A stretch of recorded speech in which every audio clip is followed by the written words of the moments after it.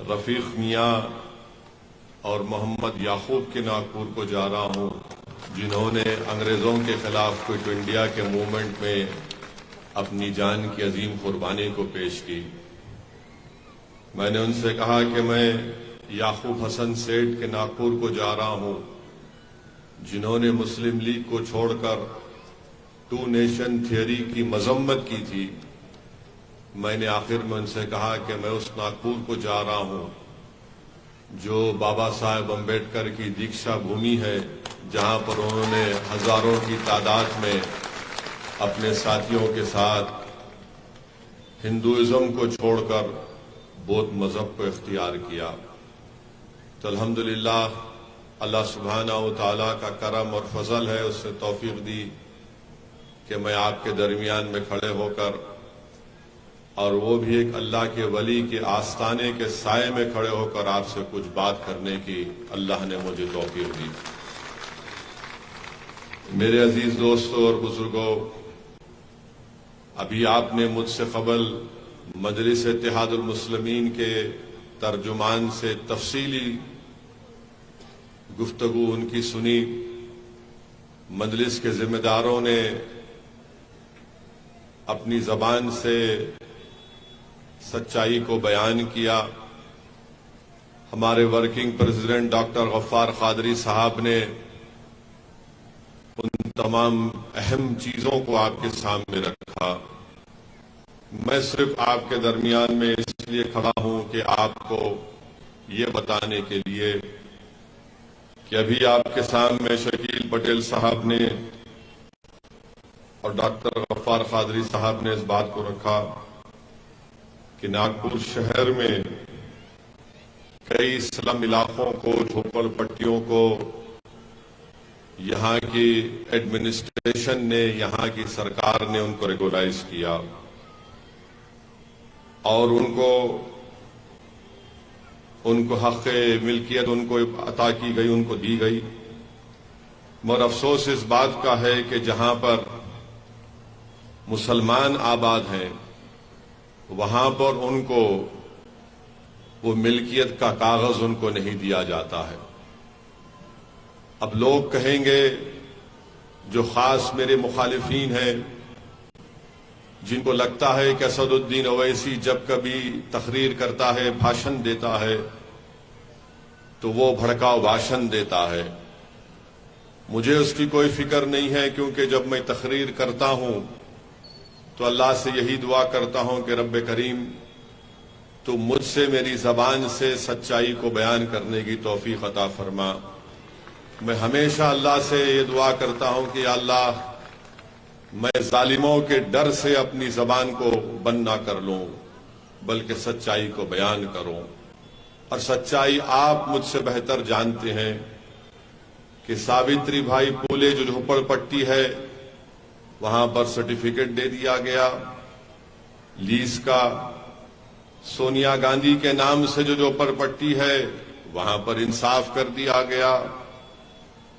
नंदनवन झोपड़पट्टी है, वहां पर आपने कर दिया। अब ताजाबाद का जब नाम आता है तो इनके पेट में दर्द शुरू हो जाता है और लीज का कागज नहीं देंगे। क्यों नहीं देंगे? क्योंकि बड़ी तादाद में यहां पर मुसलमान बसते हैं। फिर 50 साल से धोबी नगर है, झोपड़पट्टी है, वहां पर नहीं करेंगे। माजरी का इलाका है, वहां पर नहीं करेंगे। ताजनगर है, वहां पर नहीं देंगे। बंजारा बस्ती है, वहां पर नहीं देंगे। तो फिर ये आखिर ये तासुब क्यों, ये भेदभाव क्यों? अगर देना है तो सबको दो। जब गरीब की गरीबी को बुनियाद बनाकर उसको इंसाफ करना चाहते हैं, तो फिर आप भेदभाव क्यों कर रहे हैं? भेदभाव तो आप कर रहे हैं कि आपको सत्ता में आप बैठकर आपकी आंखें कमजोर हो जाती हैं जब नाम मुसलमान का आता है। ये इनकी तासुबियत है, ये इनकी नफरत है। और फिर आप देखते हैं कि नागपुर में 2 डेवलपमेंट अथॉरिटी है, एक महानगर पालिका है और दूसरा नागपुर इंप्रूवमेंट ट्रस्ट है। एनआईटी तो डेवलपमेंट के नाम पर पैसे ले लेती है कि यहां पर रोड बनाएंगे, सूरेज लाइन बनाएंगे, पानी की लाइन बनाएंगे, मगर जहां पर मुसलमान और दलित लोगों की आबादी है वहां पर डेवलपमेंट नहीं किया जाता, पीने का पानी साफ नहीं आता। फिर ये भेदभाव क्यों? जब आप डेवलपमेंट के नाम पर टैक्स कलेक्ट कर रहे हैं तो आप सबको सहूलतें फराहम करिए, और जब नहीं करते और हम बयान करते हैं, हमारे जिम्मेदार मजलिस के इसकी आवाज उठाते हैं, तो इनको लगता है कि ये कौन है जो हमको ललकार रहे हैं। हम उनको बताना चाह रहे हैं कि आपको नहीं बल्कि पूरे सिस्टम को हम ललकारते हैं। हम नाइंसाफी के खिलाफ आवाज बुलंद करते आए और आवाज बुलंद करते रहेंगे। आखिर क्यों नहीं नागपुर में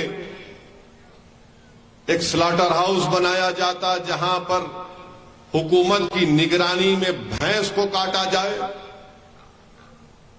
मगर आप नहीं स्लॉटर हाउस खोलते हो। जो कुरैश बरादरी का गरीब है, जो बरसों से उनका प्रोफेशन है, उनका काम है, आप उन पर जुल्म करते हैं।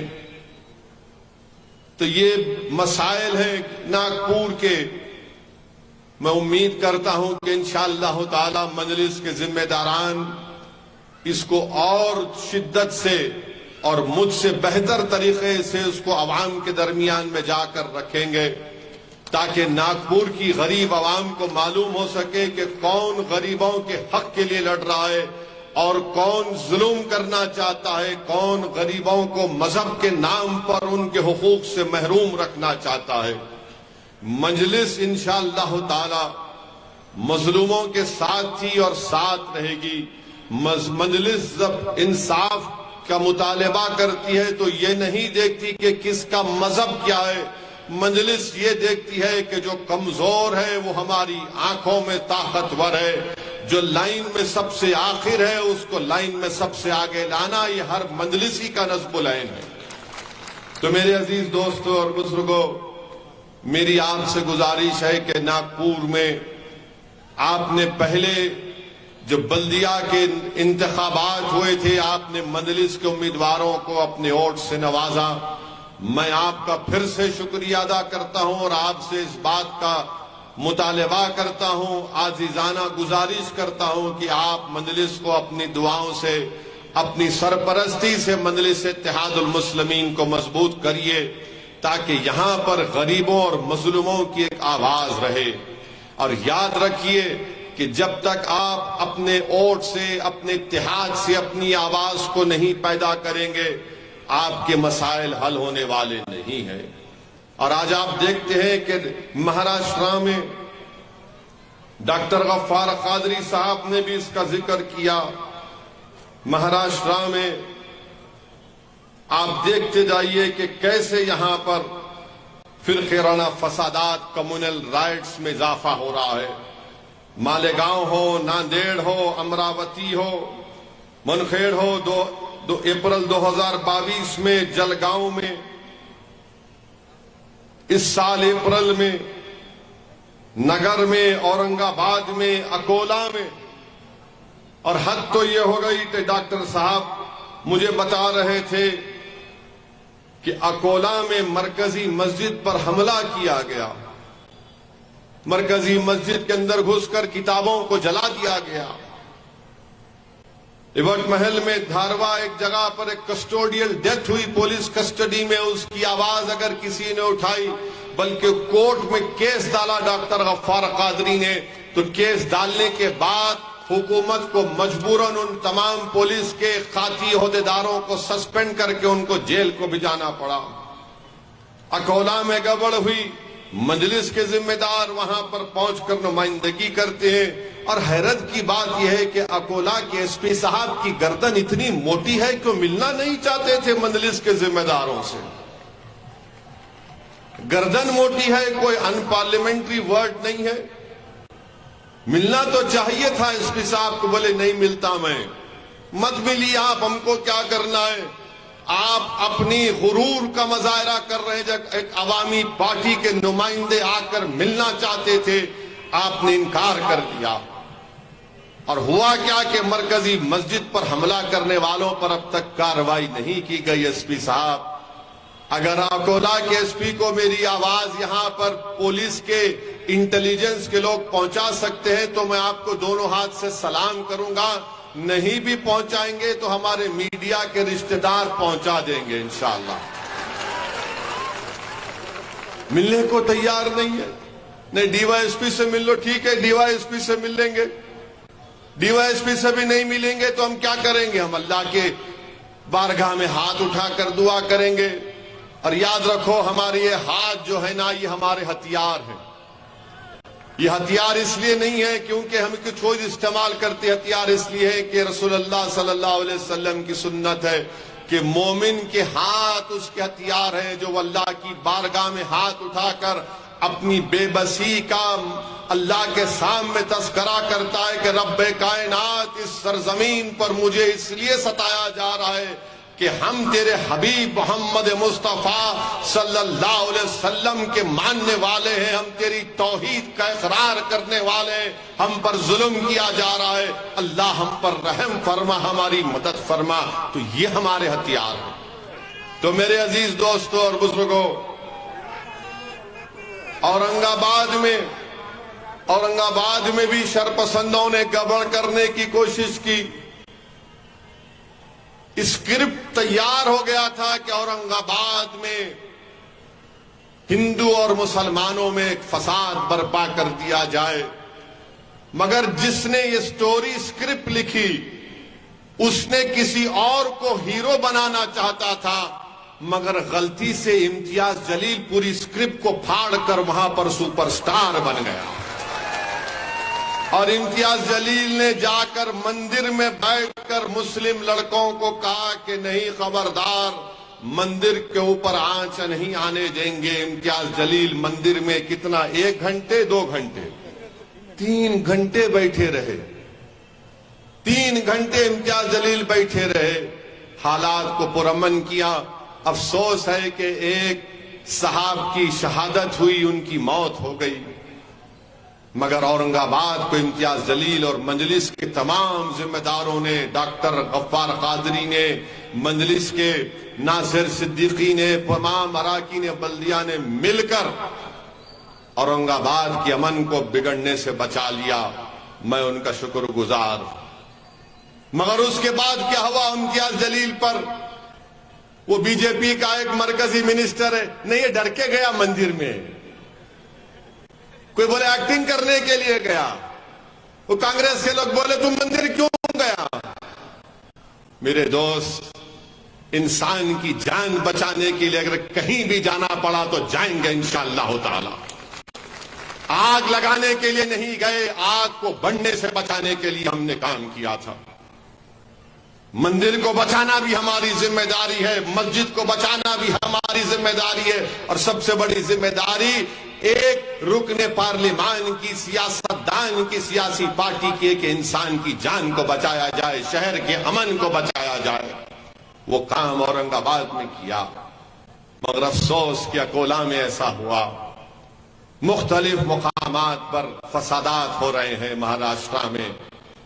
ये फिक्र का लम्हा है, जो हुकूमत है उनको सोचना चाहिए कि क्यों हो रहा है। शिंदे और फडणवीस की ये जो जोड़ी है, इनको सोचना चाहिए कि ये क्यों हो रहा है। और अफसोस मुझे इस बात का होता है कि महाराष्ट्र में 50 ऐसे जलसे हुए, 50 ऐसे जलसे हुए, मगर आज के जलसे की रिपोर्टिंग आप कल से देखेंगे, कितना बड़ा चढ़ाकर लोग पेश करेंगे हमारे भाषण को। 50 ऐसे महाराष्ट्र में जलसे हुए, बल्कि जलसे नहीं थे, वो कम्युनल रैलीज थे। और उन जलसों का उन्वान क्या था कि हिंदू जन आक्रोश मोर्चा। ये पूरे के पूरे आरएसएस के इशारे पर ये तमाम 50 ये कम्युनल रैलीज महाराष्ट्र में हुए, जिसके जलसों में सिर्फ और सिर्फ किसी एक समुदाय के खिलाफ अगर जहर उगला गया तो मुसलमानों के खिलाफ, जिसका जिक्र सुप्रीम कोर्ट में भी हुआ हालिया दिनों में। केस तो बुक हुआ, पुलिस ने एफआईआर रजिस्टर किया, मगर उनको गिरफ्तार नहीं किया। हम पूछना चाहते हैं उन लोगों से जिन्होंने ये जन आक्रोश मोर्चा निकाला, अरे भैया गुस्सा किस बात का है आपको? गुस्सा किस बात का है आपको? शिंदे मुख्यमंत्री बन गए हिंदुत्व के नाम पर। मोदी ने कहा कि मैं हिंदू राष्ट्रवादी हूं तो मैं प्रधानमंत्री हूं, तो आपको आक्रोश किस बात का है? मुख्यमंत्री आपका, डिप्टी चीफ मिनिस्टर आपका, होम मिनिस्टर आपका, सत्ता आपकी, मुंबई में महाराष्ट्र में सरकार आपकी, दिल्ली में 9 साल से सरकार आपकी, फिर से आक्रोश कैसा आपका? जन आक्रोश मोर्चा। तो मालूम हुआ कि मकसद एक ही था कि मुसलमानों को बदनाम करो, मुसलमानों का खौफ पैदा करो, मुसलमानों से नफरत पैदा करो, ताकि 2024 का जब पार्लियामेंट का इलेक्शन आ जाए तो हमारी रोटी उस पर सेक कर खा जाए उसको। कौन सा जन आक्रोश है आपको बताइए आप मेरे अजीज दोस्तों और बुजुर्गों। महाराष्ट्र में शिंदे की सरकार और फडणवीस की सरकार और उस 50 कम्युनल रैलीज में लव जिहाद पे बात हो रही है। अरे कोई शादी किससे करेगा? आप कहीं को बीच में डंडी मार रहे। कानून के मुताबिक 18 साल 21 साल मुझे पसंद नहीं होगा, ठीक है मुझे नहीं पसंद होगा, मगर मैं कैसे रोकूंगा उसको? नहीं, हम 50 हिंदू जन आक्रोश मोर्चा के जरिए गालियां देंगे। अरे भाई आप लव जिहाद कहां है? लव में जिहाद का होता है प्यारे? लव में लव ही होता है। ये मोहब्बत से नफरत करने वाले आप कब से पैदा हो गए? ठीक है आप शादी नहीं करते मत करिए, मगर अगर कोई मोहब्बत कर रहा है तो कम से कम कबाब में हड्डी तो मत बनिए। नहीं, लव जिहाद हो रहा है। कहां हो रहा है? तुम्हारा मुख्यमंत्री है, बोलो उसको लाओ, डेटा लाके बताओ, 2 डेटा लाके बताओ कितना लव जिहाद हुआ है।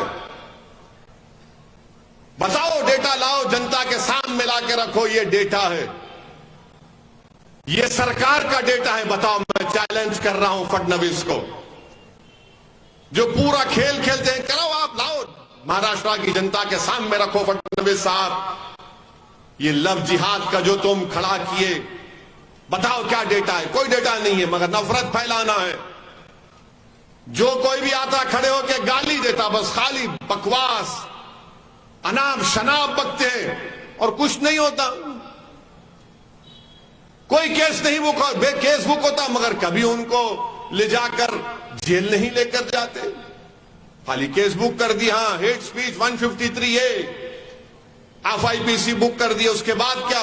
नहीं, हम सोचेंगे 41 की CRPC नोटिस देंगे। माने पूरा माहौल बकदर कर देते हैं और मासूम हिंदू भाइयों बहनों को दलित पैगाम देके देखो ये मुसलमान ऐसा कर रहे हैं। अरे डेटा है तो पहुंचाओ, सामने लाओ। और फिर आप लव जिहाद भी बोलते और बोलते यूनिफॉर्म सिविल कोड भी लाएंगे। जब यूनिफॉर्म सिविल कोड आएगा तो फिर ये कहां जाएगा? फिर बताओ। इसके बारे में कोई जिक्र नहीं करेंगे। मेरे अजीज दोस्तों और बुजुर्गों, मेरी सद्दा और मां और बहनों, मकसद एक ही है, मकसद एक ही है कि नफरत पैदा करो। अच्छा, ये सब हो रहा था, ये 50 जलसे हुए, क्या उद्धव ठाकरे कुछ बोले? क्या पवार साहब कुछ बोले? क्या कांग्रेस के जितने जो नेता अभी बचे हुए हैं वो कुछ बोले? नहीं, कुछ नहीं बोले। क्यों नहीं बोले? अरे कुछ बोलेंगे तो खामखा वो वोट जो आ रहा हमको नहीं मिलेगा। अब आप बताइए, इसमें फिरका परस्ती को कौन बढ़ा रहा है? मैं जो आपके सामने खड़ा हूं, इन तमाम पार्टीज ने यह तय कर लिया कि सबसे बड़ा मुजरिम अगर है तो ओवैसी है। इसकी वजह से होता है, इसकी वजह से यह होता है। और जो सेकुलर पार्टी के जो गुलाम हैं, जो सेकुलरिज्म के पुजारी हैं, जिनकी जबान नहीं थकती मुझे गाली देते देते, बताओ तुमने अपनी जबान को क्यों नहीं खोला इन तमाम जब जलसे हो रहे थे। गाली दो, मुझे इल्जाम लगाओ, कोई फर्क नहीं पड़ता, क्योंकि मेरी खबर में तुम आने वाले नहीं, अशर के मैदान में ना तुम आने वाले। मगर जितना तुम गाली दे रहे, याद रखो मैं तो खुश होता हूं, क्योंकि तुम्हारे अच्छे अमाल इंशाअल्लाह उस मैदान में मेरे पास आ जाएंगे, अगर है तो तुम्हारे पास। गाली दो मगर बोलो तो सही। नहीं, 1940 में ऐसा हुआ था, जंगे आजादी में ऐसा हुआ था, संविधान में ऐसा कर दिया गया था। अरे तारीख को पढ़ना है ना तो खुल के पढ़ो। मैं तुम्हारे सामने खड़े होकर, नागपुर की आवाम के सामने खड़े होकर तारीख को बयान कर रहा हूं। जब मौलाना अबुल कलाम आजाद रहमतुल्लाह अलैह दस्तूर साज असेंबली में संविधान आईन बन रहा था, उस वक्त वो और मौलाना हिफ्जुर रहमान रहमतुल्लाह अलैह जब कभी भी उठकर बोलते कि मुसलमानों को रिजर्वेशन मिलना चाहिए, मुसलमानों को रिजर्वेशन मिलना चाहिए, तो सरदार पटेल क्या करते थे मालूम आपको? सरदार पटेल ये करते थे कि दो मुसलमानों को मौलाना आजाद और मौलाना हिफ्जुर रहमान रहमतुल्लाह अलैह के सामने खड़ा कर देते थे। वो कौन थे? का नाम पटेल था, एक का नाम बेगम साहिबा था। और ये लोग खड़े होकर क्या बोलते थे? मौलाना आजाद और हिफ्जुर रहमान मुसलमानों को अक्सरियती तबके से मिलने नहीं देना चाहते हैं। तो आज भी वही बात कही जा रही है असदुद्दीन ओवैसी से कि ओवैसी मुसलमानों को मेन स्ट्रीम में आने से रोकता है। जो बात 1948-49 में मौलाना आजाद और हिफ्जुर रहमान से कही जाती थी, वही डायलॉग, वही स्क्रिप्ट चल रहा है। तो मौलाना अबुल कलाम आजाद ने कहा कि ये कॉन्स्टिट्यूएंट असेंबली मेरे लिए एक नई कैद बन चुकी है। मौलाना आजाद ने लिखा ये। और अगर कोई ये कहेगा, ये सेकुलरिज्म के पुजारी, ये सेकुलरिज्म के चमचे अगर कहेंगे ओवैसी कहां पर कहा, तो प्यारे वक्त और जगह बता दो, उसके बाद 5 मिनट में तुम ये वादा करना कि अगर मैं सच कह रहा हूं तो मेरा चप्पल होगी, तुम्हारा सर होगा। कब तक तुम धोखा देते रहोगे सेकुलरिज्म के नाम पर? जो बोलते आजादी के वक्त ऐसा हुआ था, आजादी के वक्त ये भी हुआ था कि पंडित नेहरू 1953 से लेकर 1964 तक मेरे पास चार्ट है जो फसादात हुए, उन फसादात में 85% मरने वाले मुसलमान थे, 60% जख्मी होने वाले मुसलमान थे। और तुम बात करते हो सेकुलरिज्म की। नेहरू जब वजीर आजम थे, वही स्क्रिप्ट है, वही कहानी है, वही प्यादे है, वही गुलाम है।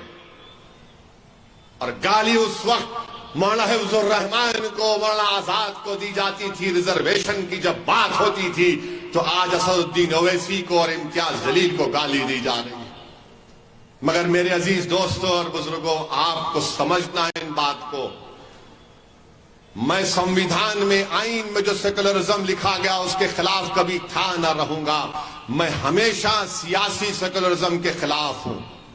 इसको इस्तेमाल किया गया है मुसलमानों को कमजोर बनाने के लिए, इसको इस्तेमाल किया गया है मुसलमानों को बेघर बनाने के लिए, इसको इस्तेमाल किया गया है मुसलमानों को फसादात के बाद जेलों में डालने के लिए, इसको इस्तेमाल किया गया है कि मुसलमानों को टेररिज्म के कानून में डालकर उन नौजवानों की जवानी को बर्बाद करने के लिए, इसको इस्तेमाल किया गया है कि हमको ताकतवर नहीं कमजोर बनाने के लिए, इसको इस्तेमाल किया जा रहा है ताकि हमारी सियासी क़यादत ना उभरे।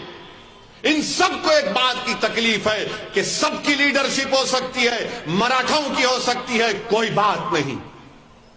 मराठाओं की लीडरशिप हो सकती है, कोई बात नहीं। बैकवर्ड क्लास की हो सकती है, कोई बात नहीं, मगर किसी की नहीं हो सकती तो दलित और मुसलमान और आदिवासी की पॉलिटिकल लीडरशिप नहीं हो सकती। सबका लीडर हो सकता है मगर मुसलमानों का कोई लीडर नहीं हो सकता। और मैं कह रहा हूं कि मैं लीडर नहीं बनना चाहता हूं।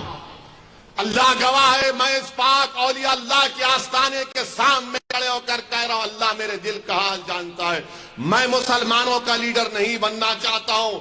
मेरी जिंदगी अल्लाह जब तक मुझे जिंदा रखेगा, मेरी कैन ख्वाहिश है कि तुम लीडर बनो, तुम कायद बनो, तुम सिपह सालार बनो। आपको लीडर बनना है। जब तक हम बैठकर अपने मुकद्दर के फैसले हम नहीं करेंगे, हमारे मसाइल हल होने वाले नहीं हैं। हम बैठकर कैसे अपने मुकद्दर के फैसले तय करेंगे?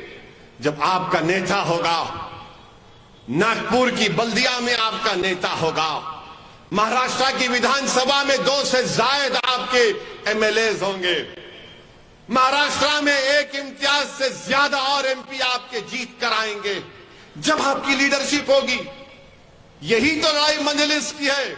मैं तुमसे ये नहीं कह रहा हूं कि तुम मुझे नागपुर के आसमानों पर जो 1-2 तारे नजर आ रहे हो तोड़ के लाके दो। मैं तुमसे सिर्फ इस बात की भीख मांग रहा हूं कि अगर मेरी बात में सच्चाई है तो मेरा साथ दो, मेरा साथ दो। मेरे लिए नहीं, अपने आने वाली नस्लों के लिए, अपने आने वाले मुस्तकबिल के लिए, ताकि तुम बैठकर अपने मुकद्दर के फैसले तय कर सको। आप बताइए मेरे अजीज दोस्तों और बुजुर्गों, गवर्नमेंट ऑफ इंडिया ने, मिनिस्ट्री ऑफ एजुकेशन ने अपना डेटा रिलीज किया है। वो डेटा ये क्या कहता है सुनो आप।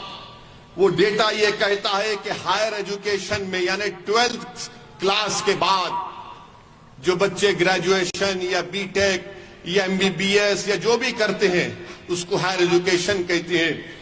गवर्नमेंट ऑफ इंडिया का डेटा कहता है कि 2019 और 20 में 21,01,000 मुसलमान हायर एजुकेशन में पूरे भारत में पढ़ रहे थे। 2020 और 21 में आते आते कितने, 21 लाख से कमी कितनी हुई है? 1,80,000 बच्चे हायर एजुकेशन से गायब हो गए। 1,80,000, 1,80,000 Muslims are not in higher education. ये बोलो ना आप। जो लोग सेकुलरिज्म के नाम पे बोलते कांग्रेस का साथ दो रहे, फिर ये तो बोलो ये कैसे हुआ, इसका सबब बताओ, इसकी दवा बताओ। 1 साल में 1,80,000, यानी हमारा हायर एजुकेशन में मुस्लिम बच्चे 5.45% थे, वो गिरकर 4.64 हो गए। सबसे नीचे अगर कोई आखिर में कोई है एजुकेशन में तो मुसलमान है। मुसलमान यार, आपको मालूम कि सबसे ज्यादा हायर एजुकेशन मुसलमान से आगे हमारे दलित भाई, हमारे आदिवासी भाई, हमारे ओबीसी भाई, और सबसे नीचे कौन है? मुसलमान। और सबसे ऊपर कौन है? Upper caste. 45% अपर कास्ट के लोग हायर एजुकेशन में। अब बोलो सेकुलरिज्म का बाजा बजाओ। ये जो सेकुलरिज्म के पुजारी हैं जो हारमोनियम लेकर खाली राग गाते हैं, सेकुलरिज्म सेकुलरिज्म, बोलो ये क्या है? ये 1,80,000 बच्चे सिर्फ 1 साल में हायर एजुकेशन से मुसलमानों के गायब हो गए। और कहां से गायब हो गए? इंस्टीट्यूट ऑफ नेशनल इंपॉर्टेंस में, पब्लिक फंडेड स्टेट यूनिवर्सिटीज में, गवर्नमेंट एडेड डीम्ड यूनिवर्सिटीज में, जो सेंट्रल यूनिवर्सिटीज के कॉलेजेस हैं उसमें नंबर गिर गया, जो स्टेट यूनिवर्सिटीज के कॉलेजेस हैं उसमें मुसलमानों का नंबर गिर गया। अगर हम मुसलमान पढ़ेंगे नहीं, लिखेंगे नहीं तो कैसे ताकतवर होंगे? कैसे अपने हुकूक की लड़ाई लड़ेंगे? कैसे अपनी इज्जत की लड़ाई लड़ेंगे? कैसे अपनी हिफाजत की लड़ाई लड़ेंगे? कैसे अपने घर को बचाने की लड़ाई लड़ेंगे? कैसे अपने मस्जिद और दरगाहों और वक्फ की जायदाद को बचाने की लड़ाई लड़ेंगे? तालीम से महरूम कर दिए जा रहे हैं।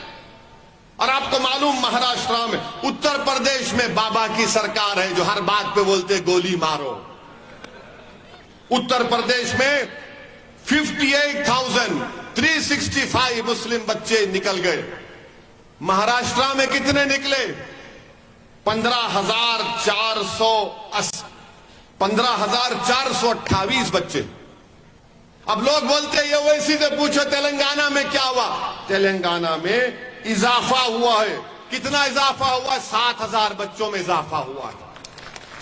खाली 7 है में थालियां मत मारो। ये थालियां मार मार के तुम लोग ट्रेन में देखते ना, थाली ट्रेन में कौन मारता। तेलंगाना में मंजलिस के 7 एमएलए कोई मंत्री नहीं बनेगा जब तक मैं जिंदा रहूंगा। इंशाअल्लाह सब संतरी बन के, खादिम बन के काम करेंगे गरीबों का और मजलूमों का। 7,000 इजाफा हुआ है तेलंगाना में। ये गवर्नमेंट ऑफ इंडिया का डेटा है। ये जो बीजेपी आरएसएस वाले जो ओवैसी को गाली देते हैं, ये जो कांग्रेस के गुलाम, इनके दुम छल्ले जो सेकुलरिज्म के पुजारी हैं, बताओ इसका जिम्मेदार कौन है? तुम सेकुलरिज्म अरे कहां का सेकुलरिज्म है? मुझे बताओ कहे का सेकुलरिज्म है? क्यों नहीं मुसलमान तालीम हासिल करते? अब यहां से कोई बैठेगा बीजेपी कांग्रेस वाला, बोलेगा ए पढ़ते नहीं ना मुसलमान, इनको पढ़ने का शौक ही नहीं है, इनको खाली कारखाना होना, पंचर की दुकान होना, मैकेनिक होना, उन्हें ड्राइवर चलाना, फ्रूट का कारोबार करना। अरे जालिमो, तुम झूठ पे झूठ बोल रहे हो। मुसलमान इसलिए नहीं पढ़ा सकता अपनी औलाद को क्योंकि तुम्हारी सरकार हमको पढ़ाना नहीं चाहती, हमारे बच्चों को। तुम स्कॉलरशिप का इंतजाम करो, देखो कितने बच्चे पढ़ते हैं। आप बोलेंगे कहां से बोल रहे हैं तुम? तेलंगाना में मुस्लिम बच्चे और बच्चियां गवर्नमेंट की मजलिस की नुमाइंदगी पर तेलंगाना में 65,000 के करीब मुस्लिम बच्चे और बच्चियां 6ठी जमात से 12वीं जमात तक गवर्नमेंट के रेजिडेंशियल स्कूल में पढ़ती हैं। फ्री में तालीम बेहतरीन, उसमें एडमिशन के लिए एंट्रेंस इतना पड़ता, मजलिस नुमाइंदगी करी तो हायर एजुकेशन में जाते। पैसे नहीं है, नौकरियां नहीं मिलती तो मुसलमान बोलता अरे भाई पढ़ लिया तो भी नौकरी मिली गई की है। और तीसरा ये वजह कि जो देखता है कि पूरे मुल्क में उसको कभी गाय के नाम पर मारा जा रहा, कभी गोश्त के नाम पर मारा जा रहा, कभी दाढ़ी के नाम पर मारा जा रहा, कभी पिक्चर के नाम पर मारा जा रहा है। एक डर का माहौल पैदा कर दिया हुकूमत करने वालों ने। और जो ये अपोजिशन में बैठे, अब जब इलेक्शन आएगा तो बोलेंगे बाबा सेकुलरिज्म के नाम पे भीख दे दे, ये बाबा ओवैसी को मत दे, वो वोट काटने वाला है। याद होगा ना आपको जब नागपुर के इलेक्शन में मैं आया था, उस वक्त यही कांग्रेस और राष्ट्रवादी के लोगों ने कहा था कि ओवैसी को वोट मत दो, शिवसेना को और बीजेपी को रोकना है, उद्धव ठाकरे को और फडणवीस को रोकना है, ओवैसी को वोट मत दो। मगर आप जज्बाती थे। आज भी आपके दिल में होगा जज्बात, बोले बात तो सही है भाई, ओवैसी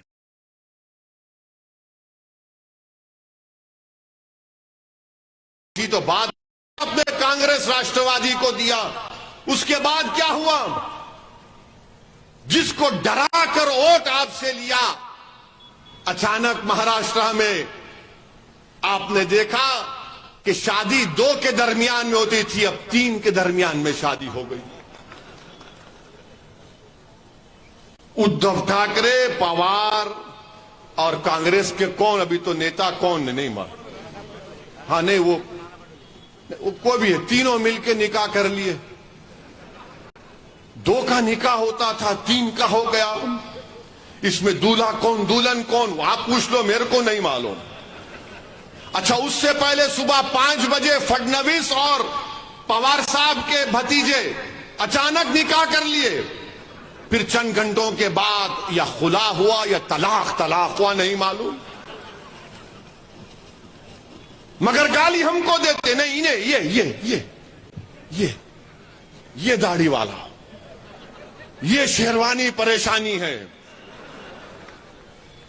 मेरे अजीज दोस्तों और बुजुर्गों, कब तक आप इसी तरह वोट डालते रहेंगे? आपका इख्तियार है, आप जिसको चाहे दे ना दे, आपका इख्तियार है। मगर कभी तो सोचो, मैंने तुम्हारे सामने मौलाना अबुल कलाम आजाद को कोट किया कि मौलाना आजाद ने कहा था 49 में मौलाना आजाद ने कहा था कि ये मेरे लिए एक नई जेल बन चुकी है। वही सिलसिला चल रहा है, वही सिलसिला चलता रहेगा। मैं मर जाऊंगा, जमीन में मेरी जिस्म की हड्डियां कीड़े मकोड़े खा लेंगे उसको, मगर यही इस्तेसाल चलेगा, यही धोखा चलता रहेगा। जिस दिन आप एक बार मुत्तहिद होकर, बेखौफ होकर अपने वोट का इस्तेमाल करेंगे, जैसा कि औरंगाबाद की आवाम को मैं सलाम करता हूं, लाख कोशिश कर लिए मगर औरंगाबाद के हिंदू, मुसलमान, दलितों ने कहा कि अब की बार इम्तियाज, और दोबारा इम्तियाज उन्होंने फैसला ले भी लिया। आप कब तक नहीं लेंगे? नहीं, इलेक्शन जैसे आता मुसलमानों का ऐसा लगता है भाई जिंदगी मौत का मामला है, क्या करेंगे?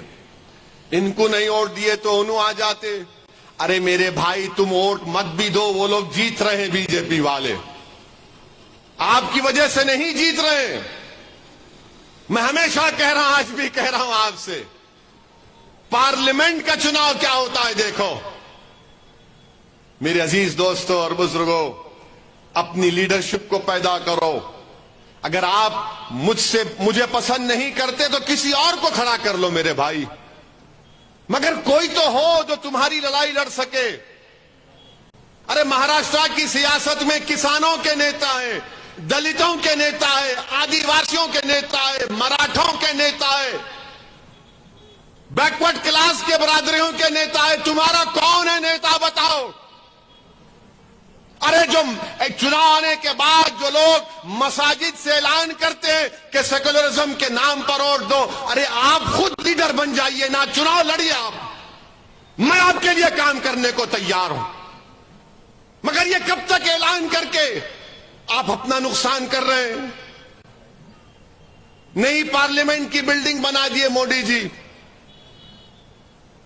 अब नई पार्लियामेंट बनेगी, उसमें जाएंगे। नई बिल्डिंग तो बन गई, जरूरत भी थी नई बिल्डिंग की, मगर उसमें कौन तुम्हारी आवाज को उठाएगा? कब तक तुम मुझे मेरी तरफ देखोगे, इम्तियाज जलील की तरफ देखोगे? अरे हम इंसान है भाई, हम कभी ना कभी ये चिराग गुल हो जाएगा, हम दुनिया से चले जाएंगे। फिर तुम किसको लेकर आओगे? तुम आसमान से नहीं आएगा, कोई जमीन से निकल कर नहीं आएगा, तुम्हारे दरमियान से तुमको अपना लीडर बनाना पड़ेगा। सोचो मेरी इस बात को। नहीं, पार्लियामेंट में है ना ओवैसी बोलेगा, अरे मैं क्या कोई ऑर्केस्ट्रा पार्टी हूं? दूसरे नहीं बोल सकते। ट्रिपल तलाक का मसला आया तो सबकी जबानें खामोश। मैंने कहा हूं मुस्लिम एमपी से दूसरे पार्टी के, बोलो कुछ तो बोलो। बोले नहीं ओवैसी तेरी बात सुनने बैठे हम। बोला क्यों? बोले हमारी पार्टी नहीं बोलने देगी। मेरे अजीज दोस्तों और बुजुर्गों, अपनी लीडरशिप को पैदा करिए आप, अपनी आवाज को मजबूत करिए आप, डरिए मत, घबराइए मत। हालात मुल्क के उसी वक्त बदलेंगे जब आप अपने मुकद्दर के फैसले करेंगे। लोग जो मुझ पर इल्जाम लगाते, मैं तुमको पूछ रहा हूं, आरएसएस के हेडक्वार्टर पर जाकर मोहन भगवत से मुलाकात करके कोई सेकुलरिज्म की बात करेगा? पूछो, जवाब दो मेरे सवाल का। मोहन भगवत से जाकर मिलते हैं और फिर बोलते हैं सेकुलरिज्म की बात और ओवैसी वोट काटने वाला है। अरे मैं तो आरएसएस की आइडियोलॉजी का सख्त मुखालिफत रहा हूं और रहूंगा इंशाअल्लाह ताला, बल्कि मेरी पूरी नस्ल सुबह कयामत तक आरएसएस के खिलाफ रहेगी। मगर जो लोग हेडक्वार्टर पर जाकर आरएसएस के चीफ से मिलते हैं, आप किस जबान से कह रहे हैं कि सेकुलर पार्टियों का साथ दो? किस जबान से कह रहे हैं आप बताओ? कौन सा हक आपको हासिल है? मगर आप तबलीग करते हैं इस बात की। मेरे अजीज दोस्तों और बुजुर्गों, आपको यह सोचना चाहिए कि मुल्क के हालात क्या हैं, किस रास्ते पर वतन अजीज को लेकर ये लोग लेकर जा रहे हैं। हद तो ये हो गई मेरे अजीज दोस्तों और बुजुर्गों कि जुल्म हो रहा है। और जो कांग्रेस के पुजारी हैं वो बोलते नहीं, देखो कांग्रेस की सरकार है, राजस्थान में जुनैद और नसीर को जिंदा जला दिया गया। जुनैद और नसीर को जिंदा जला दिया गया। कांग्रेस की हुकूमत थी। सबसे पहले उनके घर को जाने वाले का नाम असदुद्दीन ओवैसी था। मैं गया, वहां पर जाकर मिला।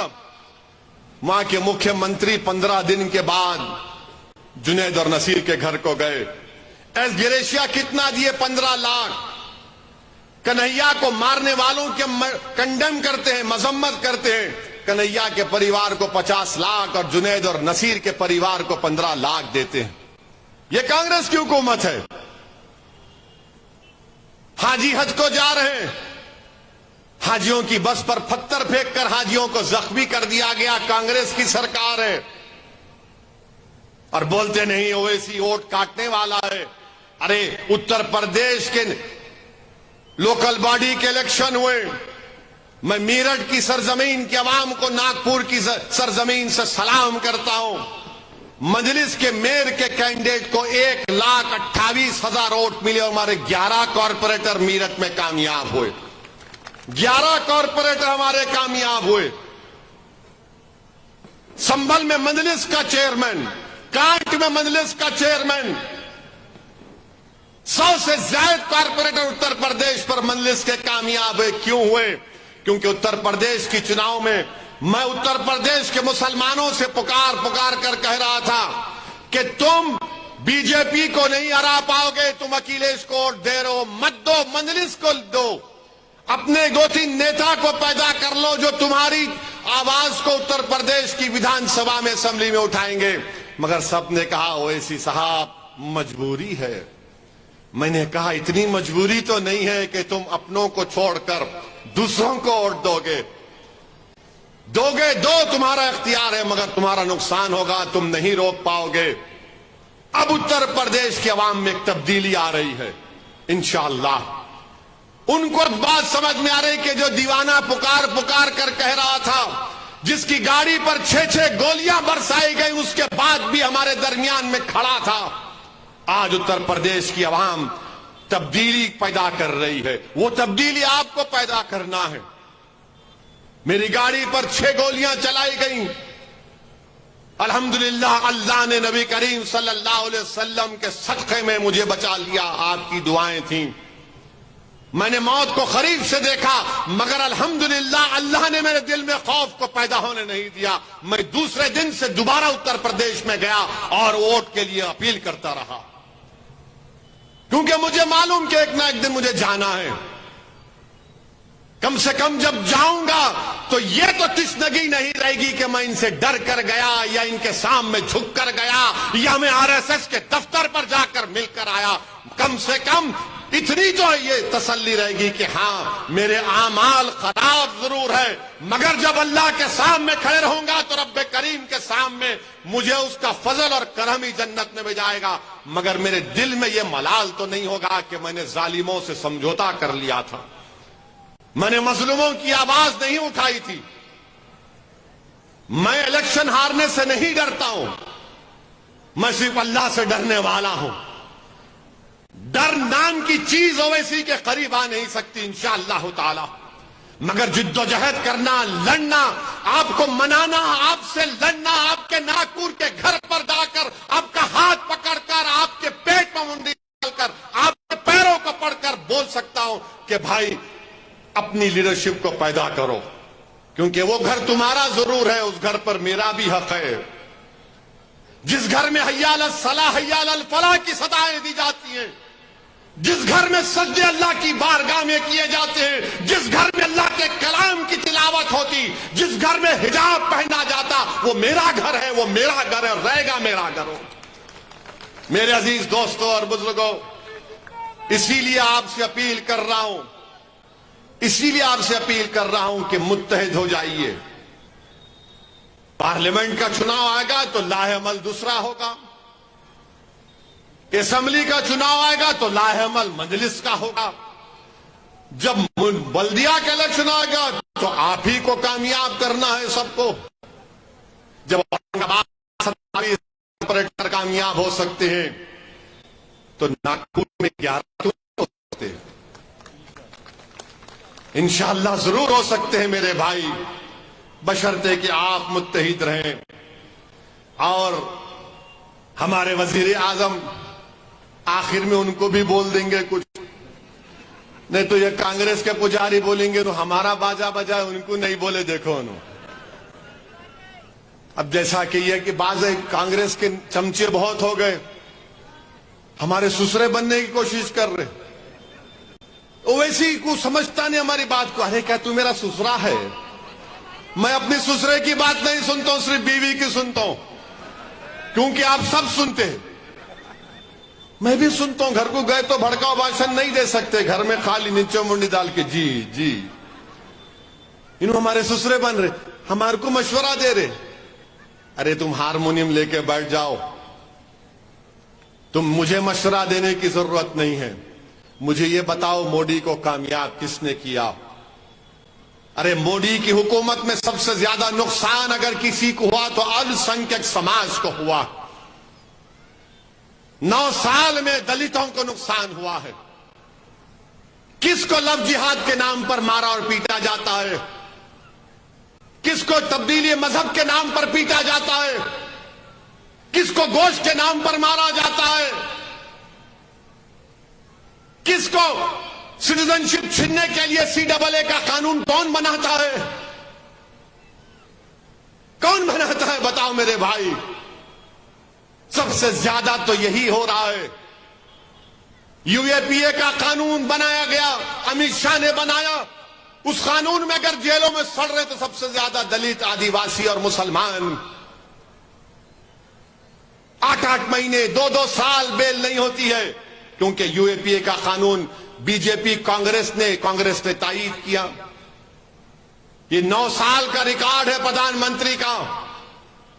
और मैं फिर से कह रहा हूं कि जब तारीख लिखी जाएगी नरेंद्र मोदी के सियासी लेगेसी की, तो उसमें जरूर लिखा जाएगा कि प्रधानमंत्री जब मोदी थे तो मुसलमानों को मार्जिनलाइज कर दिया गया, मुसलमानों को एलियनेट कर दिया गया, और मोदी के 300 के MP में एक भी मुसलमान MP नहीं है, एक मुसलमान मिनिस्टर नहीं है।